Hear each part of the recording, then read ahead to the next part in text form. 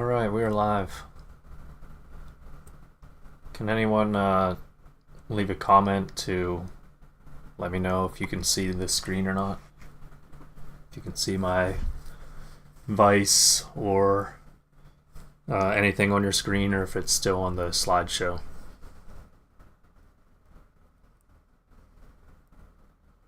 As I got ready.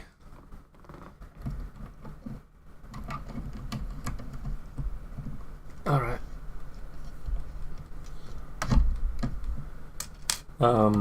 Just gonna be tying a few flies tonight. I'm going to the river tomorrow morning with a friend that's never been salmon fishing before, and I need to tie some more hooks. So I just got back and went to thanks Veteran Outdoors, appreciate it. Went to Walmart for some groceries earlier today and got some hooks. I got 48 size 2 hooks. What's up, John? And I'm gonna just start tying a little bit. I'm only gonna keep it to about 45 minutes to an hour, just because I'm gonna have to wake up super early to go to the river tomorrow morning. But I do need some more hooks. Every time I go to the river, I obviously lose a couple to the bottom, especially with how low and slow it is. But we got size 2 Gamakatsu hooks on right here. I put a little, or a rather large gold bead on it.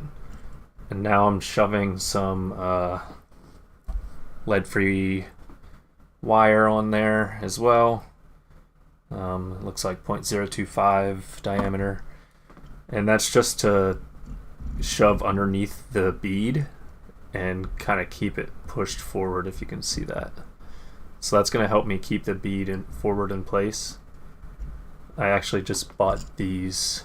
I got some new 210 denier ultra thread as well. And I just got this stuff at Whitaker's in Pulaski. It's the fly shop that's like near All Seasons and Fat Nancy's there. It's my favorite fly shop to go to in the area. So I got some refills of materials that were very well needed. John, I don't know. I think we'll probably start at the staircase and then probably work upstream to the end of River Street. That's where I was at this morning, and I saw like 8 or 9 fish, I think is what I said, and that's what I saw. About 3/4 of that was down at the staircase, and then what is going on here? Oh, my thread is unwinding here. This happens when you have new thread sometimes. Dang it. There's only one answer. Yeah. Western Mass Outdoors boys, I don't know. I mean, I'll probably be here. What day of the week is that?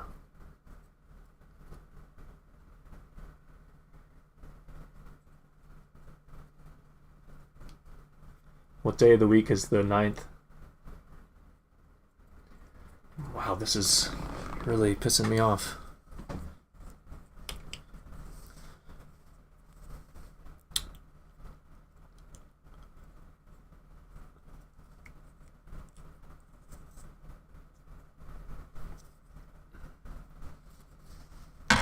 Sorry, guys.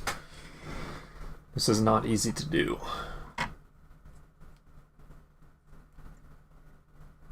Oh, John, or Veteran Outdoors. You were stationed up here at Fort Drum? That's cool. I was stationed there for 5 years. and I just left it actually this past summer. but I'm still living in Watertown, so yeah, I know Fort Drum very well. Still have a lot of friends that are in the division. So thanks for your service, bud.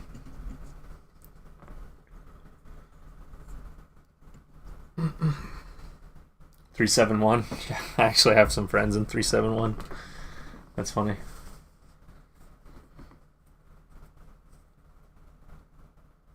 Yeah, John, I heard that they're in there. No problem. Did you guys see the video of the guy on the kayak from yesterday in the DSR? If you haven't, go on the Facebook groups. I think you can probably find it. I know I saw it in one of the groups.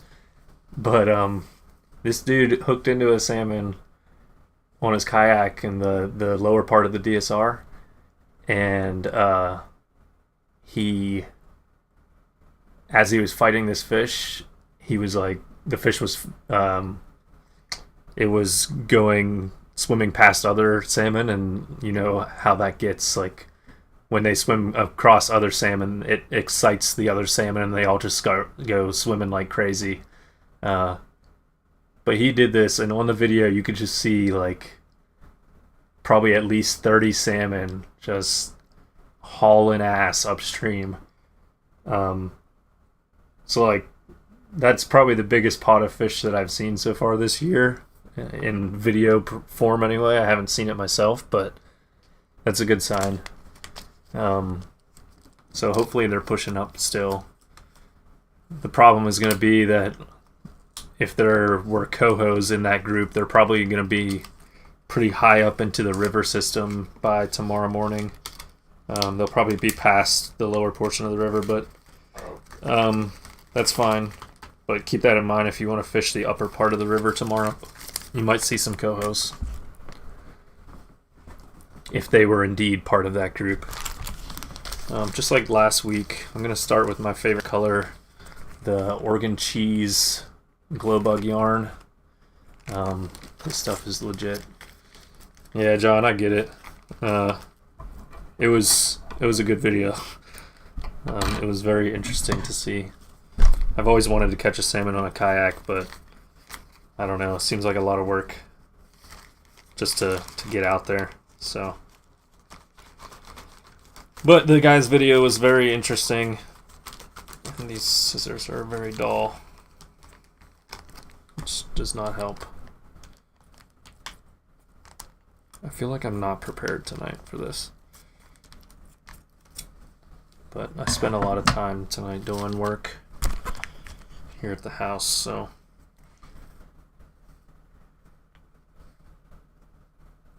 dead fish everywhere. I mean, I've seen some live ones up at the trestle 2 days ago, but nothing in crazy amounts. There were a lot more people there than there were fish. But it is what it is. Alright, this thread should be a lot easier to handle than the last time, because I was using 70 denier last time. And this is 210, so it's 3 times thicker. I wanted to get 140, but Whitaker's didn't have it in stock, so I just got 210. I usually don't go this high unless I'm tying like mouse flies with deer hair. But upper fly zone. Yeah, I heard that the lower zone is stacked up with fish, though. It's like they know that that's where they're safe, because right now that section is closed until at least August 1st, but it might be closed the whole season. It's just, it's funny.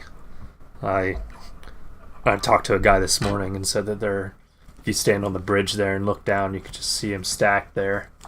Like I said, it's like they know that they're safe there and that they can't be fished there. But these salmon are smart.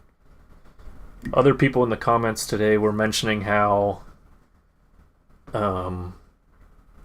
they think that the fish are starting to be pretty line shy, and I 100% agree with that. If you guys are out there and you're not using thinner leader, it's going to affect the amount of fish that you catch.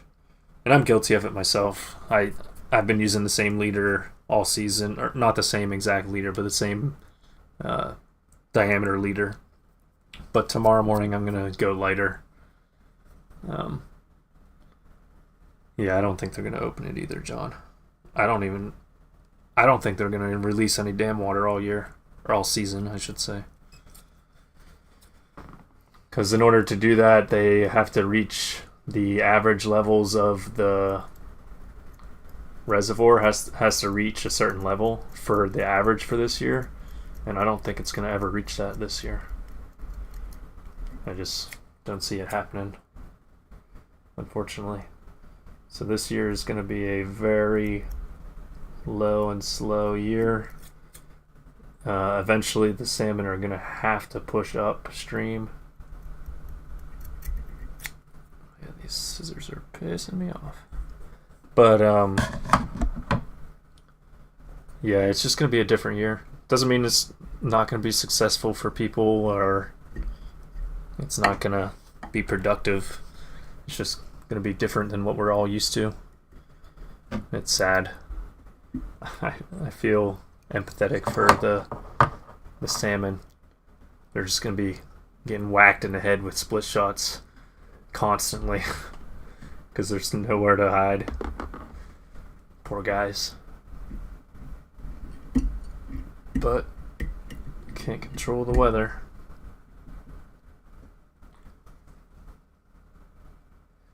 Yeah, so I like McFly foam, but I don't know. I have like a special attachment to these glow bugs. I think it's probably because it's like the first egg pattern fly that I tied when I was learning how to tie flies, and I just stuck with it. And when I first started out, I bought like a ton of glow bug yarn, and I still have like some of that left over. So it's hard to like move on and buy something else. I'm a pretty frugal person, so I try not to like buy more than I need. But, I mean, it happens, but what can you do?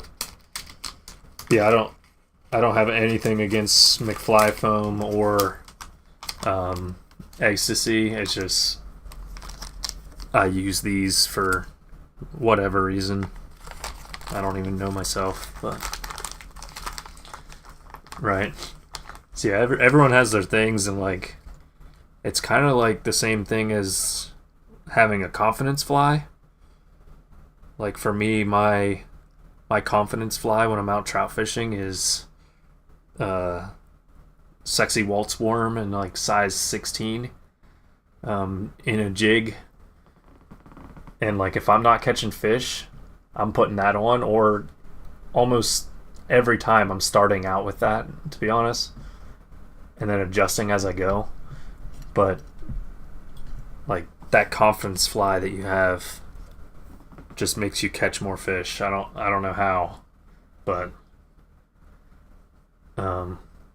it definitely works in my opinion. I still got some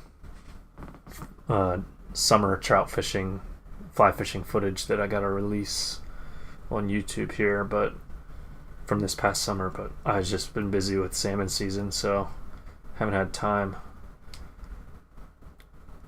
But I'm from central Pennsylvania originally, before I started moving around in the military.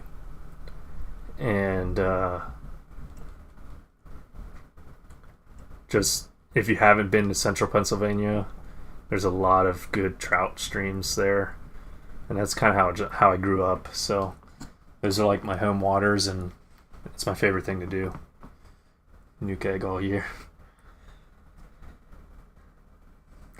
Yeah, I'm not sure about the browns and steelhead. I have seen pictures and heard things, but I assume that you're seeing things and hearing things from the DSR reports. And like, I'm not trying to dissuade anyone's opinion, but I'm not a fan of the DSR reports. You can make your own opinion about it, but they're selling a business, right? And I don't find all the reports accurate. I think they get inflated a lot, which makes sense.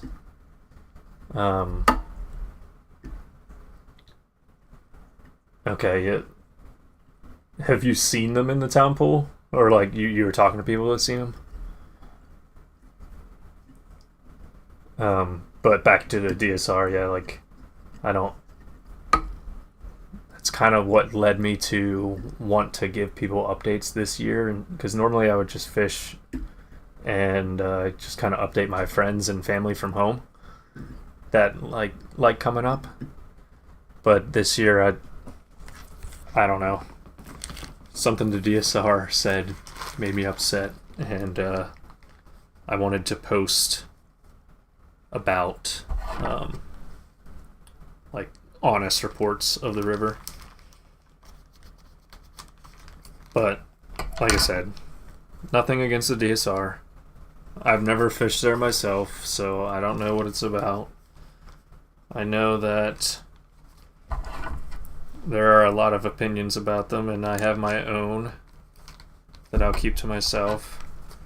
But in the end, they have a business to maintain, and the more people they come to get on the DSR and in the water, the more business they have.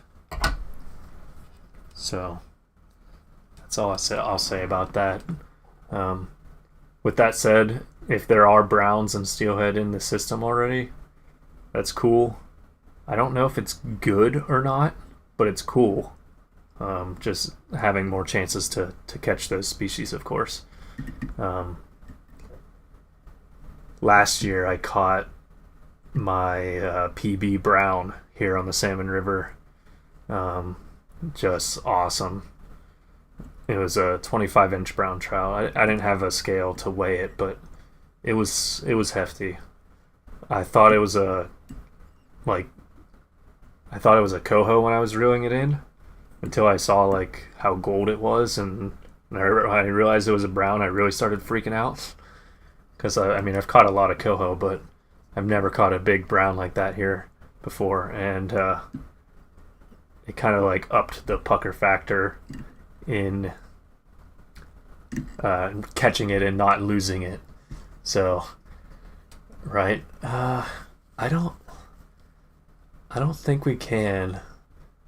I think the only way that you could share pictures is through like Discord. But honestly, I don't know how that works either. Maybe that's something I can look into. Because I've thought the same thing. And like, I'm always thinking the same thing for in the comments with you guys, like, of my videos. Because when you guys are like saying how like, oh, I caught a nice coho today, or whatever, like, I'd love to be able to share pictures with everyone on the video comments. It's just YouTube doesn't have a platform for that, unfortunately.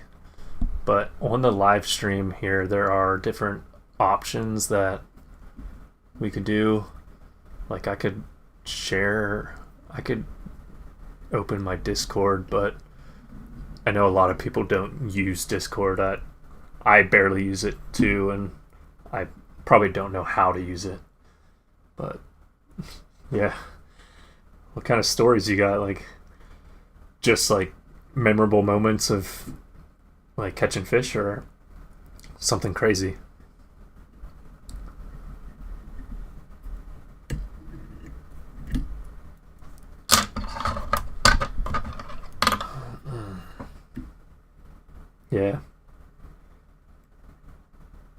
Yeah, I haven't kept any. I've been releasing all the ones I've been catching because I haven't got a coho yet. I've been only keeping cohos, and I haven't caught one yet this year. So, looking to get that first keeper of the year here soon. But we'll see. Yeah, town pool videos are crazy, John. They're something else sometimes. It's just such a good environment there. Like usually when I go to the town pool, I just go to watch because it's fun to watch too. It's just I don't like fishing it personally. And I know you were saying like, or asking why I don't fish the deeper pools. It's just not my type of water, you know. I just don't like fishing those. And I think that's probably mainly because of where I grew up and like trout fishing, like Class A trout streams and spring fed streams. Like all the fish are in the fast water. The slow water, the pools, there's no fish in them. And I don't. It's just like engraved in my mind from growing up fishing like that I like fishing fast water. I'm more comfortable with it. Goes back to like the whole confidence flies, confidence eggs. Like the fast water is my forte, and the slow water I'm not good at. And it's not for lack of trying, I would say.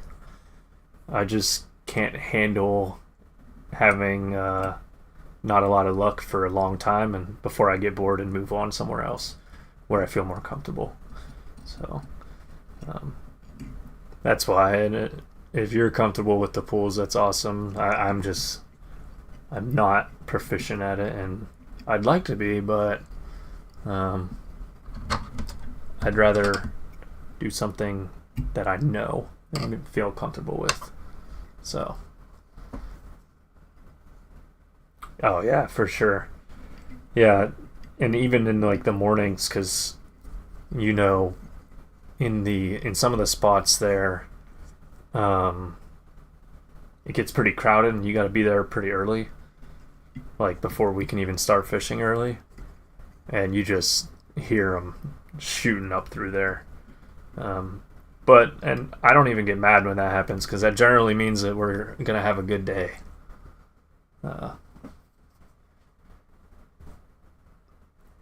Yeah, it's just they're not moving during the day right now. Like sometimes they will, but they haven't yet moved up during the day except for maybe that first good week, like 2 weeks ago. Like the weekend after Labor Day.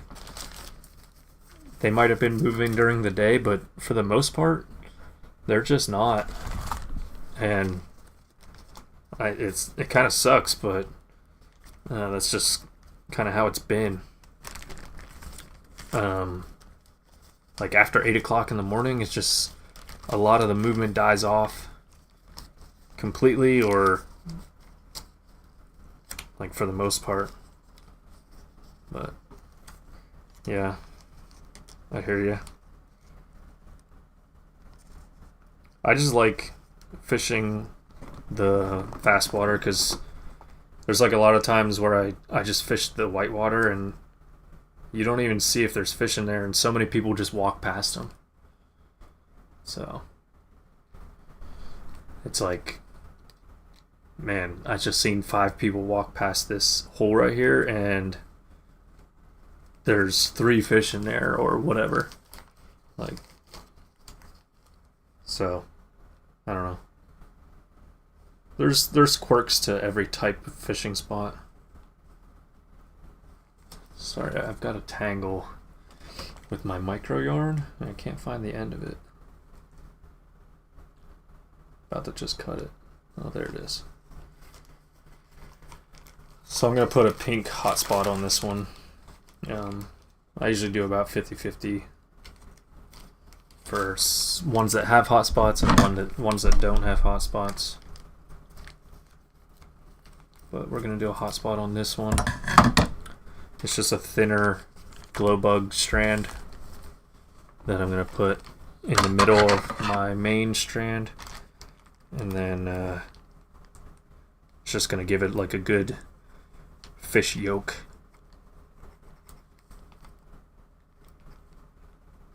John, will you be out there tomorrow at the town pool?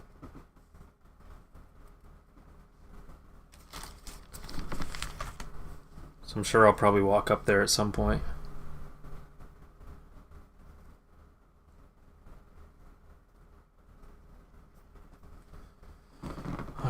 So right there, it's just I got it in the middle, and then I'll wrap it around the line here.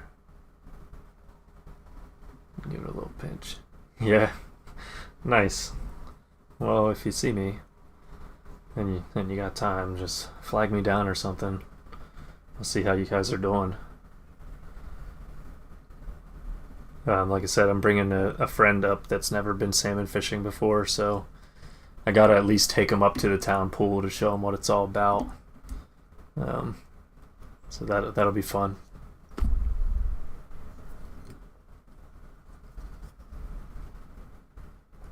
But good luck out there, man.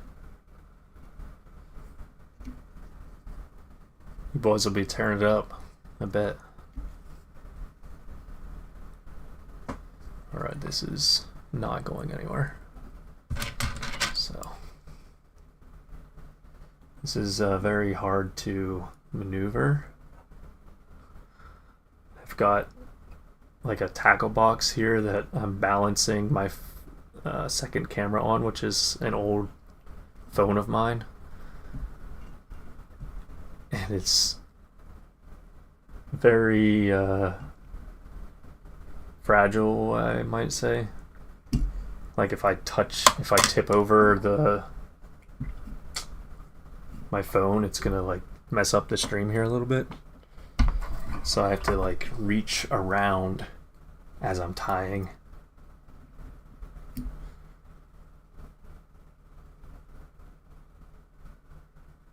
Oh, really?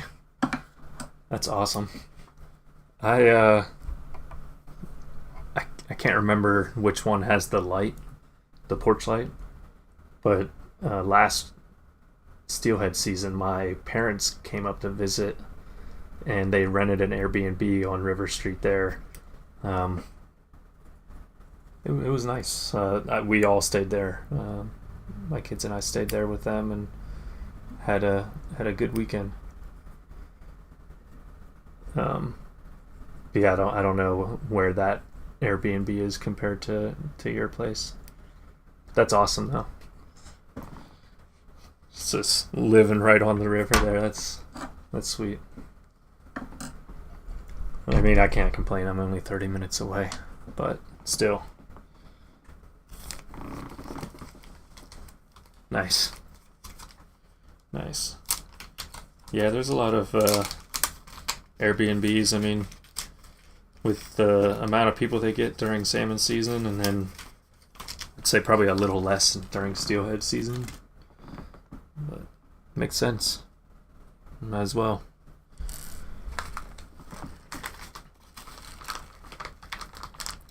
Have you always been there, John? Like, did you grow up there, or did you move there?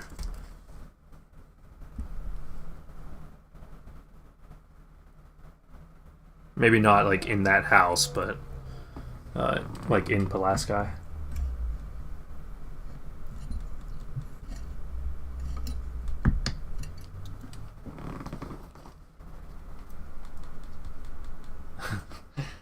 No, I'm good, man.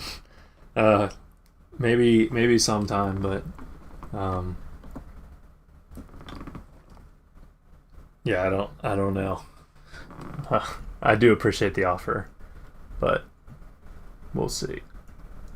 Might have to take you up on that sometime, though, for sure.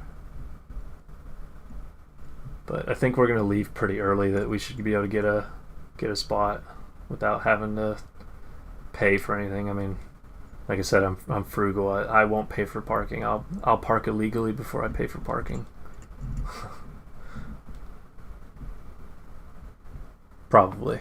I probably shouldn't advertise that. Second year. Okay, Fulton. Yeah, I've been to Fulton. My kids play hockey, so they play hockey in Fulton sometimes. I think we've been there once, but that's not far. Did you grow up fishing the Oswego River then? That's pretty close to there, isn't it? I've never fished the Oswego. I don't know. It just seems kind of daunting to me, like intimidating, just with how like big the river is. But Nice. Yeah. Yeah, man. Like I said, we're definitely gonna stop by up there tomorrow. Um, but I'm gonna fish down below first, and then we'll work up there. But we're gonna be down there all day, so we're definitely gonna make our way up to the town pool, and then I don't know how often my friend's gonna be available to go, so I might drive him around and show him some other spots as we go, just to give him some options if he wants to come up himself sometime. But yeah, we're definitely gonna focus on the lower river. I'll probably take him to the trestle, because I don't know, I've grown fond of the trestle the last couple years.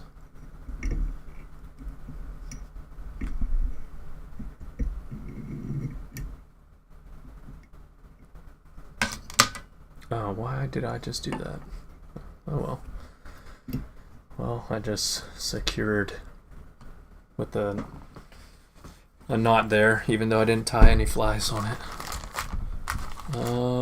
Let's go light pink now. We did 3 yellows already. Gonna move on to light pink and probably do a few of these and then head out. No, I'm not gonna do I'm not gonna do black hole. I've never had a lot of success at the black hole, and I can't pinpoint why, because like the fast water above the black hole that's like something that I like fishing, like that type of water. So it wasn't like a confidence thing. It might have just been a bad timing thing that the 2 times that I fished down there, 2 or 3 times, but I haven't had a lot of luck at the black hole. So when I say lower part of the river, I pretty much mean anything from downtown to the DSR. That's what I mean by lower stream. Which, I mean, the Salmon River is 12 miles long, so or the fishable portion of it is 12 miles long. So that's pretty lower in that area. The DSR is only, what, 3 miles? So it's definitely in the mid to lower section. Even all the way up to the town pool. I think the hardest part with this dang setup is tying the knot here at the end and not bumping the camera.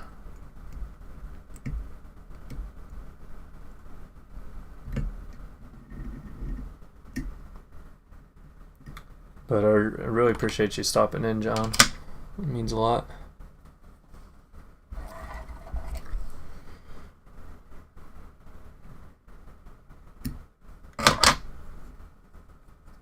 It helps me pass the time here to be able to talk to someone while I'm tying these.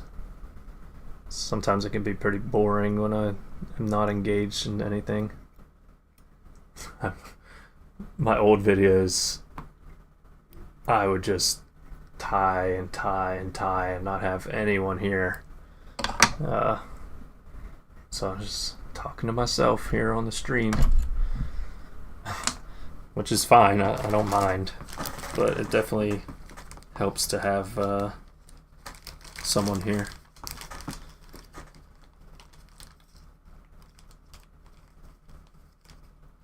Yeah. Well, yeah, you'll have to let me know. I haven't fished ballpark in a while. But yeah, I could definitely see that being a good spot tomorrow. And like you said, it might be worth a try if my buddy and I have time to go check it out at least.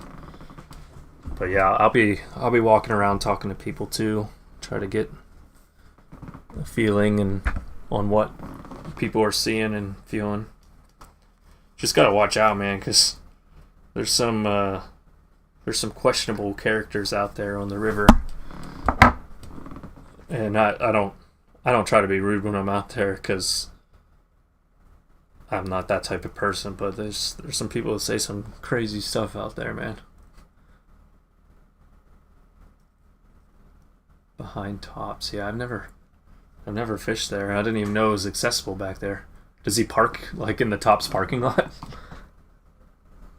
If so, I mean it's a pretty big parking lot. I don't know if it's legal or not for him to park there, but I guess if he's a customer, the worst he could do is go into the store and buy something, and then now he's a customer there. Oh, really? Nice. Yeah, I wonder, do you know what kind of water it is? Like if it's fast or slow, deep, shallow?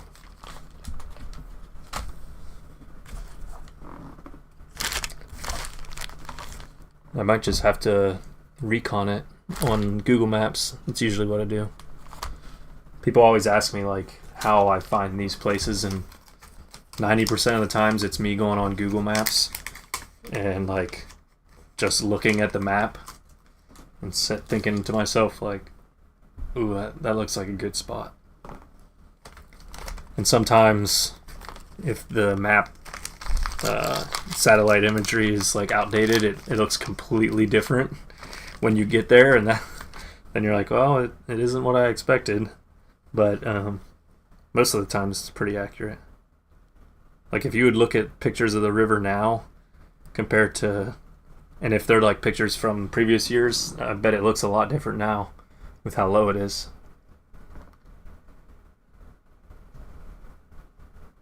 Okay. Yeah, mostly fast with pools. Like that's good. I mean, it sounds good. Sounds like good fishing.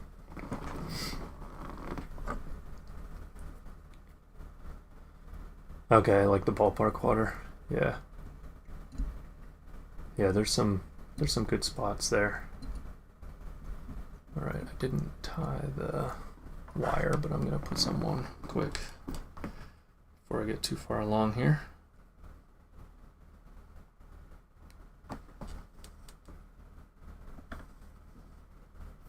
Yeah. Yeah, that parking lot's pretty good. I've never fished there or parked there. I actually had to stop and get gas on my way home today from Syracuse because I wasn't gonna make it to Watertown, so I stopped in Pulaski on the way back. You guys got some pretty cheap gas there, so compared to other places around. Up here in Watertown, the gas prices are pretty good, but I wasn't going to make it that far. So I had to stop in Pulaski. And I wasn't going to stop in Syracuse because their gas prices are not good.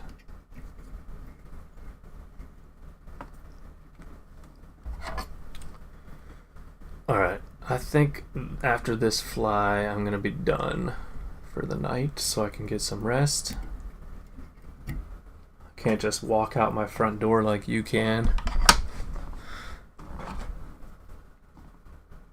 Yeah, for sure. That's what, like, usually when I don't usually. I always prefer to drive two separate vehicles with people and then, like, have one of us park super, like, downstream and one of us park super upstream. And, like, when we get to the end, we just give the other person a ride. Because I like going for walks and covering every inch of water between. So yeah, that's usually a good method to do is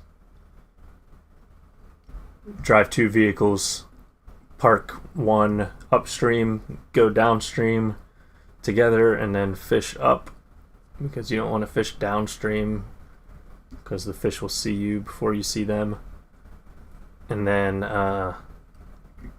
from there, once you get to the other vehicle, you just drive back down.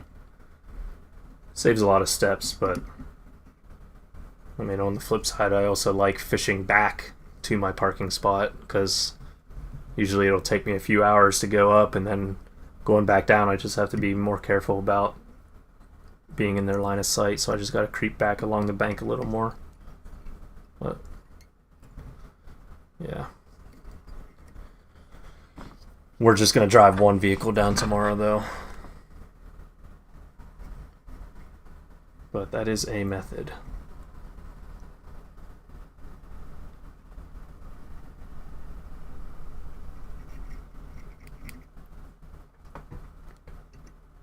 Trim that craziness there.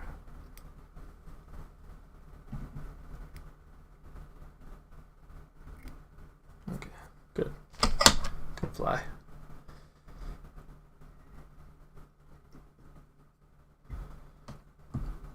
No, John, I don't. I think one year I did. I sold some to some of my friends. It's just now I just give them away to people, really. But I definitely don't make enough to sell my flies. I don't have that kind of time. I barely have enough time to keep my own box filled. But like Mindy's flies in Altmar, she makes so many flies a day. I could never do that, and she sells them, and that's great for her. But like I just don't think I could keep up with the amount of flies that I would have to tie in order to sell them. So I pass on it. Unfortunately, last year at the it was actually at Ballpark. I was fishing there and for salmon season, and I lost my fly box. It fell out of my chest pack, and I didn't notice. And I lost probably 50 flies that I tied. That was heartbreaking. That was devastating. And then like this winter I had to tie a bunch of more flies just to fill my box back up again, and now it's empty again already. So like I'm not even at a point where I feel comfortable. Yeah, I went back the next day even to try to find it, but I did not find it. Because one time I dropped it in the river and I didn't notice until later, and some guy found it. It floated downstream, but and he walked up and gave it to me, but this time I did not find it. If anyone found it, they kept it, which is fine. I mean, I'd probably do the same thing if there was no one around and a fly box like sitting there. I'd probably like ask people if I saw them if it was theirs, but if there was no one around to claim it, like I'm not just gonna leave it there because I don't know. You don't want like animals getting into it and getting hooks all through them. But yeah, nothing you can do about that. But all right, man, I'm gonna get ready for tomorrow. I gotta pack the truck, and hopefully I'll see you out there. Either way, good luck to you. Hopefully you guys have a good morning, and hopefully we get to see you out there at some point. And for anyone else on the stream here, thanks for joining in. I'll be giving an update tomorrow on the river. Of course, I'm not going to lose the opportunity to keep you guys updated on the weekend, even though most of you, if you're traveling, it's going to be happening already, like now, or early tomorrow morning.